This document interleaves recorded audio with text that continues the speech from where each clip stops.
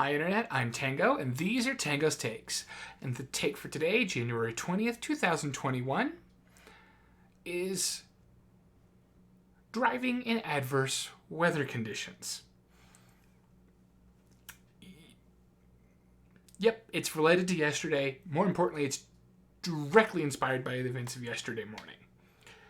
And I'm going to be honest, this leads into something else entirely, and it's really the long-term goal, but it starts about driving in adverse weather conditions.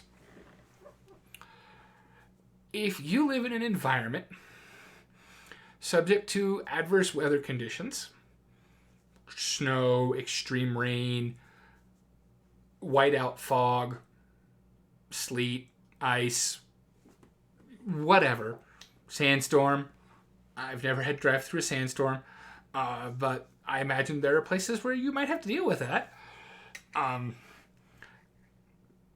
It's important to know how to drive in your adverse weather condition, what you feel safe doing in this adverse weather conditions, and ultimately whether or not the requirement for you to go into work in that condition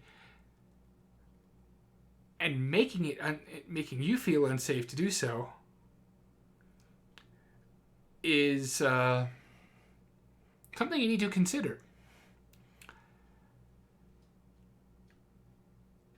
As I mentioned yesterday, it's important to weatherize your vehicle.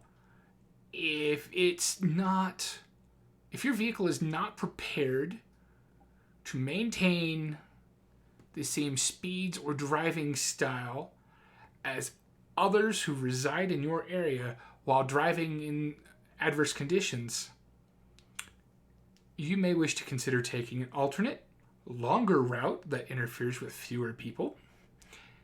If such a route is not available and it's an option for you to do so, work remotely or don't go in if you can afford to take the time off.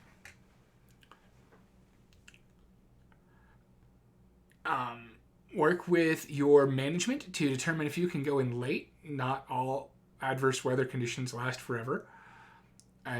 Some of them have residual effects. Believe it or not, it's easier to drive while it's snowing than once the snow is on the ground. Usually, I have had the moment where the snow falling out of the sky was not the problem. That it was stirring up a white wall of fog was. I got 15 minutes down the road to the long way to work so I could avoid what I knew was going to be a snowy, slick, icy, windy road down a hill. Turned onto the much wider road and white out. Like paler than my white hand and face. At which point it took me twice as long to go almost 2 miles, where I could pull off the side of the road, call my boss and say, "Hi, I'm going to be late. I thought I was going to be at work by now, and I'm turning around to go home.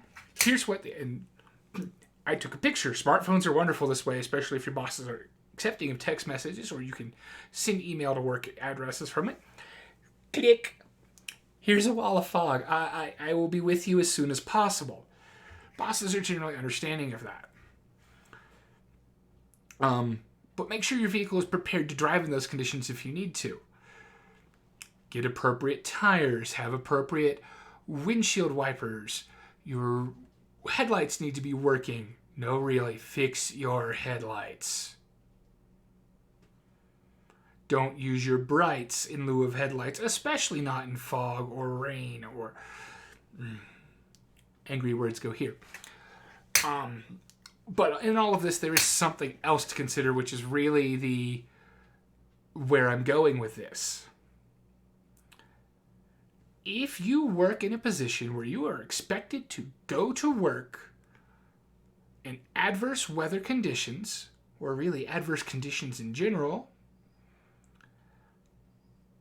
and your employer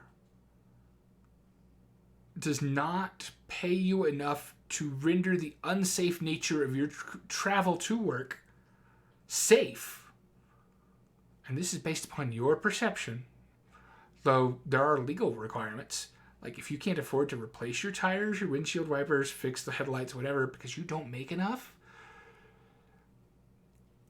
I know it's one of the hardest things in the world to do, especially if you had to struggle to get a job, or if you've had to hop jobs for various reasons. Consider alternative employment. And odds are you will find an employer that is going to be better for you in the long run. It is not worth your health, your life. And yes, your health, I said that, really. The stress of driving when you feel unsafe is detrimental to your health.